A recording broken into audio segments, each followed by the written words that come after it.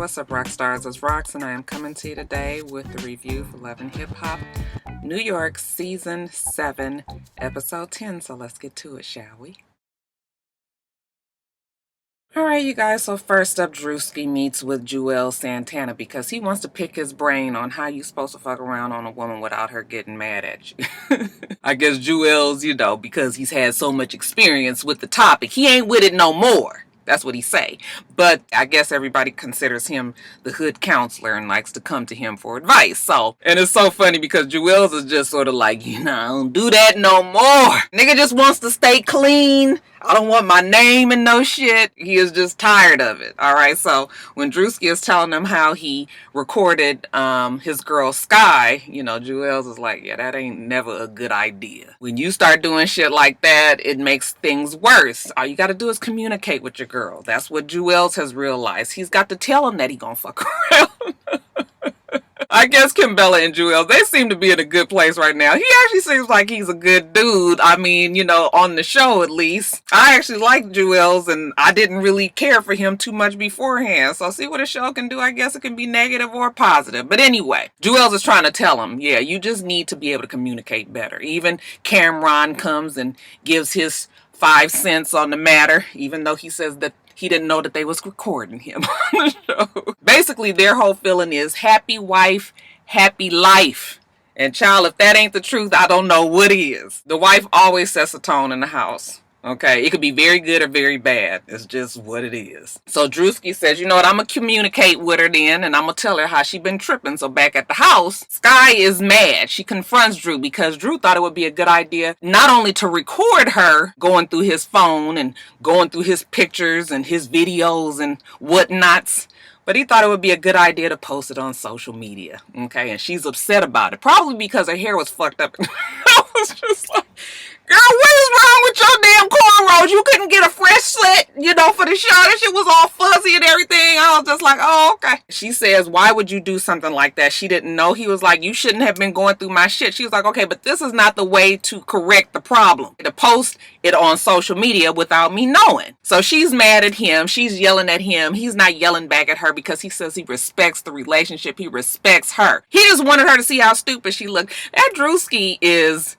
oh, he talks to her any old kind of way. I don't know why she fooled with him. Because he just kind of has this whole superior attitude. I mean, I guess some of the shit he be saying is true. But it's just sort of like, girl, if you don't see that he making you look worser.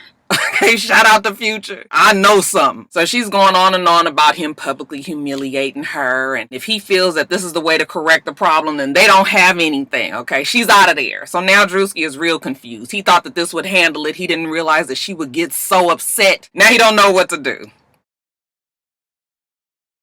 Child, I'm so sick of the baby mamas that we're going to try to get through this in a couple of minutes. Erica's having a birthday party for her son, the one that's the same age as Yandy's youngest child. Okay, they're, 10 months apart? Samantha brings little Mendices. However, Yandy doesn't bring her son, her children actually, with Mendices, possibly because she didn't get invited. Now, Erica says that even though she didn't extend the invitation to her, she knew about it. Wasn't no reason why she wouldn't come other than she just trying to keep more shit going.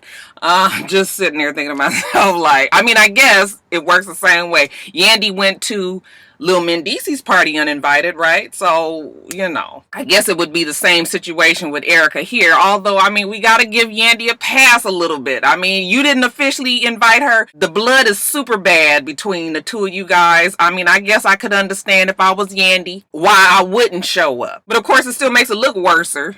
Shout out the Future. Because she didn't show up, okay? But they talk and they say, yes, the reason why she didn't come is because she's still trying to keep shit going. I'm just like, oh, I'm so tired of this shit. Judy shows up and they jump on Judy since Yandy not there. Okay, of course I'm side-eyeing Judy because something about Judy just disturbs my spirit. I can't quite put my finger on it. But for once I was on Judy's side. She was like, I don't give a fuck if they not married. I know what it is between my son and my daughter-in-law. If they say they married, they married. But that don't even matter. Let's just do this for the kids. All right, let's just be here for the kids. All right. Let's just keep it for the kids. Now, Judy and Yandy meet up together, because Yandy still, she trying to rack her brain to keep this family together. Judy tells her about the party, and Yandy claims that she didn't know about it. I was like, Yandy, you don't even have to go there, okay? Why don't you just say, I didn't go because it's too much shit between the two of us, okay? But the fact that she was just like, I didn't know anything about it. I was just like, girl, I know that circle got to be really, really small. How did you not know? See, this is the shit. This is the fuck shit we talking about with Yandy. Just come clean. We would accept you so much more if you wasn't about the bullshit, right? Okay, so anyway. Judy says that the girls said that they wasn't married. You know, Yandy was like, how did they find out about that? And why they always in my business? And, you know, they was trying to, you know, talk about me and set me up and say I was fucking around with some man and fuck my fake marriage up with Mendices and all of that. You know, Judy was just like, whatever it is between the two of you guys, that's just what it is. Okay, I talked to Mendices. He told me about the paperwork. I ain't even concerned about it. So, you know, they talking. All of a sudden, they get emotional because, you know, Judy just wants to have the family be right, and Yandy feels the same way. She says, well, maybe you need to talk to Samantha. And Yandy was just like, you're right. I could probably talk to Samantha and get through to her, but it's that fucking Erica, okay? Erica want nigga, okay? She want nigga here.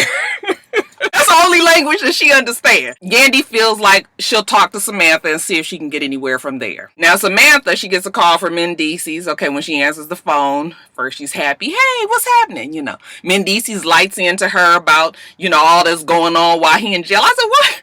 Why are you out there trying to regulate and his ass is in fucking jail, okay? Your women out here running the fuck amok. Ain't shit you can do about it. Don't nobody give a fuck about you calling on this phone. Stop trying to put down the land of the law from fucking behind bars. But anyway, you know, Samantha was like, don't be calling me with this bullshit. I don't give a fuck about none of that, okay? You supposed to be calling about your kid. How about asking me how he's doing in school? How he's feeling? What's happening in his life? Don't call me with this bullshit about Yandy, because Yandy is the one that keeps the shit going. I beg to differ. They all keep the shit going, but I guess it's for the show, right? He can't even get a word in edgewise, and it sounds like he ultimately hangs up on her. Now, Yandy, okay, because she got to bring nigga to the plate. She meets with Erica because she feels like Erica's trying to sabotage her and Mendices' relationship. Erica said she didn't know what she was talking about. Yandy was like, it's all on tape. I mean, you are kind of busted, okay? It was all played out on Instagram. But, you know, Erica, she stuck to it, act like she didn't know shit about it. Samantha walks in, okay? Yandy accuses Erica of controlling Samantha, you know, and brainwashing her. So then they tell Samantha that that's what Yandy said. And Samantha said, bitch, you don't brainwash me. I do what the fuck I want to do, okay? Fuck all y'all. I recorded it. Yeah, I did, okay? So Samantha is the reason why this damn conversation got out ultimately. Samantha said, I don't give a fuck. I don't trust nobody. Okay, I'm gonna record everybody. Put that shit out if I have to. So I guess this was trying to bring some kind of wedge in between Samantha and Erica. But Samantha's sort of just like, I don't give a fuck. Okay, you a baby mama just like all of us. You baby mama number 3. That's it. But somehow Samantha and Yandy get to arguing about some money that Yandy supposedly had let Samantha borrow that she didn't pay back. Okay, and then of course it's the bitches and the hoes get to flying, and then of course they start acting like they gonna fight and secure. I said, Yandy, girl, you know you ain't gonna fight. Girl, if you don't stop it. I don't see none of them really being fighters other than Erica. Erica looked like she want to get a piece of Yandy, but I still don't see it happening. So, child, it's the same. It's just more the same with them. I told you, I'm sick of it. Sick of baby mama number 1, 2, and 3. Jay took everything too far, man. She put my label in jeopardy. She put my business in jeopardy. And I gotta let her know that we can't move like this again. Jay tells us that she knows she cut up, okay, probably drank a little bit too much, you know, cut the fool up at the party. And it probably wasn't good for their business, okay? Her and Snoop's business. I said, Jay, bitch, how's this your business? Bitch, you wasn't in the gym shooting no baskets. So she sits down with Snoop, and of course Snoop is still up to here with Jay's fuck shit, okay? This ain't for you, man. Jay was like, what you mean this ain't for you? Snoop was just like, we can't do this no more. All this drama ain't good. Jay feels like Snoop pulls her around, throws her out, and then draws her back in, only to throw her back out again, teases her, pokes at her, act like she want to be in a relationship, then don't, fucking around on the side, all of this. She was all like, you know, I've done some things and you done some things. Snoop was just sitting there looking at her like, bitch, I ain't did nothing. You the crazy one here. As a matter of fact, Snoop says the more that she cut up, the more she realized that I'm not trying to be in no personal relationship with her. Jay says that even with everything that's happened, that she still loves Snoop. But the more and more that she sits there and talks to Snoop, she realizes that this relationship is a wrap. I said, bitch, you think? So Jay takes up whatever little last little bit of dignity that she has, and honey, she walks on out the door. Goodbye, Jay.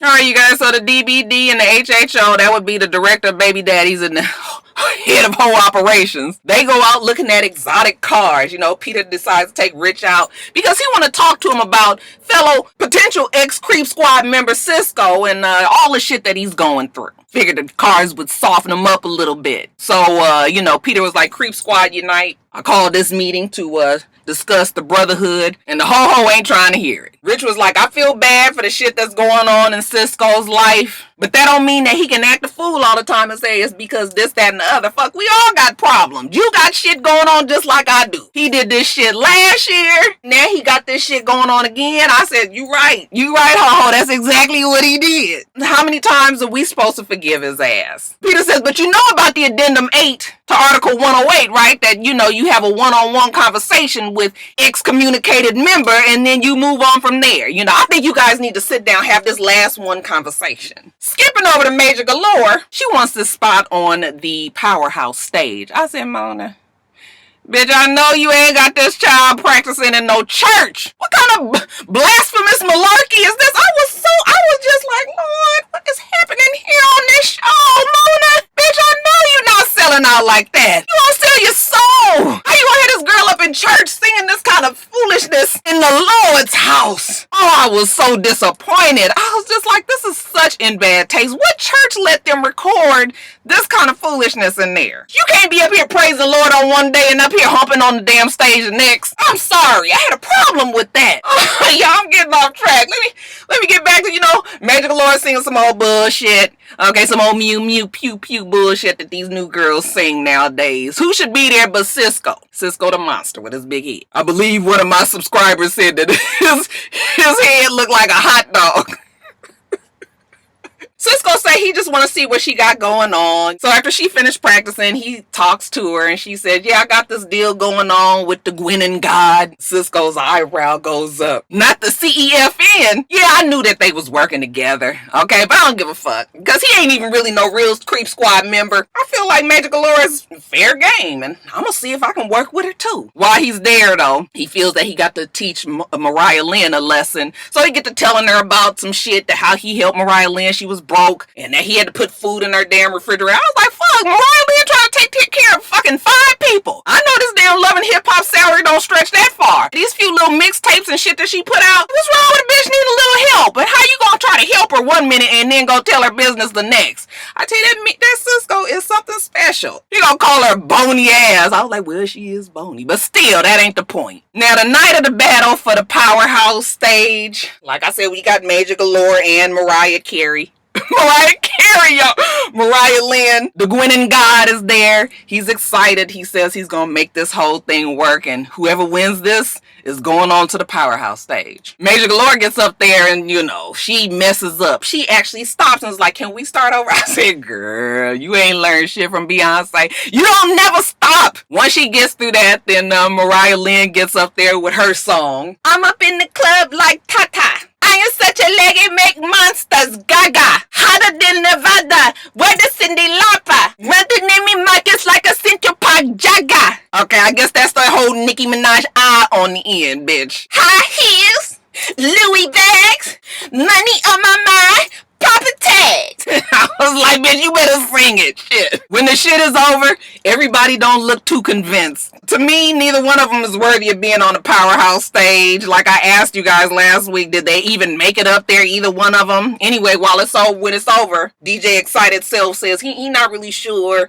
Okay, he ain't really feel neither one of them, but he gonna bring it to the Creep Squad since they there and see how they feel about it. Okay, so he sits down with the ho-ho and the DBD and he asks him, Creep Squad, I know we ain't really at a meeting this time, but since you guys here, what did you guys feel about it? Rich says, well, Major Galore's song is better, but she needs way more practice. Mariah Lynn shit is fucked up, but she's obviously better on stage, way more entertaining. She knows what she's doing, like she's been there before. And when Mariah Lynn comes up to the group afterwards, the Gwen and God asks Rich to express those same sentiments to her, which he does, okay? And Mariah Lynn says thank you, but I don't give a fuck about what the ho-ho thinks. I want to know what the Gwen and God thinks, since he's the one that's gonna put me on stage. Of course, Major Galore is sitting there, and she getting upset about the fact that they said her shit was bullshit. So now, you know, her and Mariah Lynn get to arguing back and forth, you know. Then she get to telling her how she ain't had no food in her refrigerator. I don't know what that got to do with the price of tea in China. What the fuck now? We ain't talking about none of that. While she's yelling at her about that, you know, Peter asks her, where you get this information from? She says Cisco. He said, damn it. Not and sat down with his ass and everything, and he's still with the bullshit.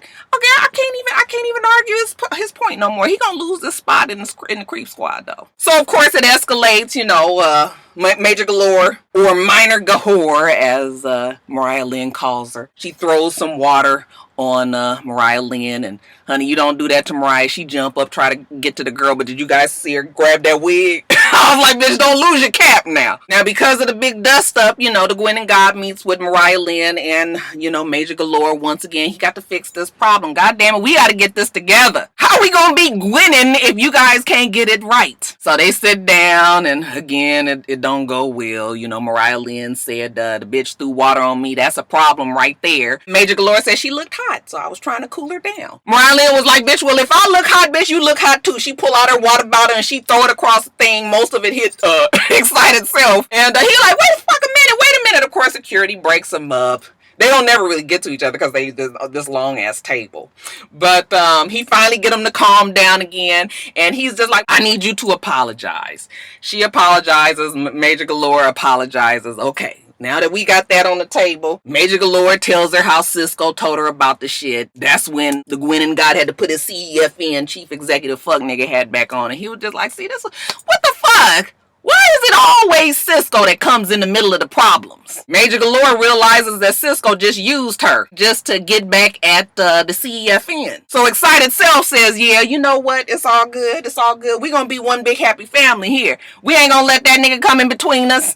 I'm going to have to take care of Cisco. I said, ooh, child, what you going to do to Cisco? That nigga is volatile. I don't know if I would do that, Excited Self. That might not be what you want. So now let's skip back to the creep squad. The ho-ho and the excommunicated member Cisco, they gonna meet up because like the DVD said, you guys need to fix this. Cisco feels like it's all a joke. Are you mad at me, Richie? And of course Richie says, of course I am. How many times we got to go through this? Okay, it was last year, it was you and Mariah Lynn. It's this year, you cutting a DVD from his coin. You do all types of shit all the time, okay? And I be trying to be there for you every single time, and you keep on doing this shit over and over and over. Child, I had my good eye on Cisco. He was over there seething. I said, rich nigga, you better duck.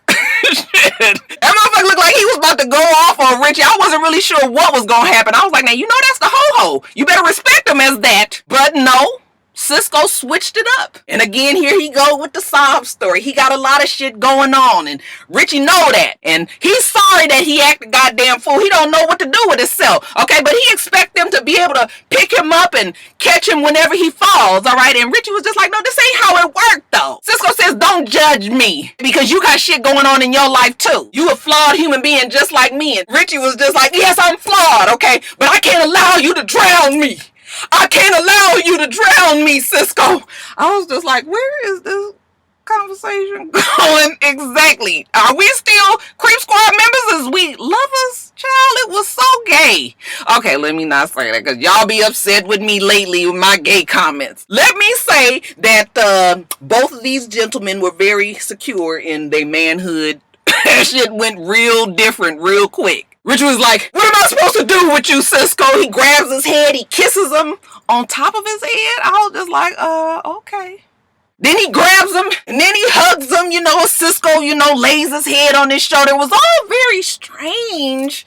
I was just like, do we know where this is going? Now, I know that Richie has always been quite emotional like this, but we ain't quite seen it go this way. But okay, child, whatever. Maybe they just, you know, they love each other to death. Richie gets so overwhelmed with it, even as a Creep Squad member, he got to let this go. He walks off in frustration. Okay, I said, Cisco, baby, I don't know if you're gonna get to be in the Creep Squad anymore. All All right, you guys, so that is it. Let me get off here. Make sure that you rate, comment, and subscribe to the channel. I'm itsrox. The channel is for itsrox, and everything else I do will be in the bottom bar. All right. So I hope that you have a wonderful, wonderful rest of your day, and I plan on doing the same. Till next time, Roxstars. Bye.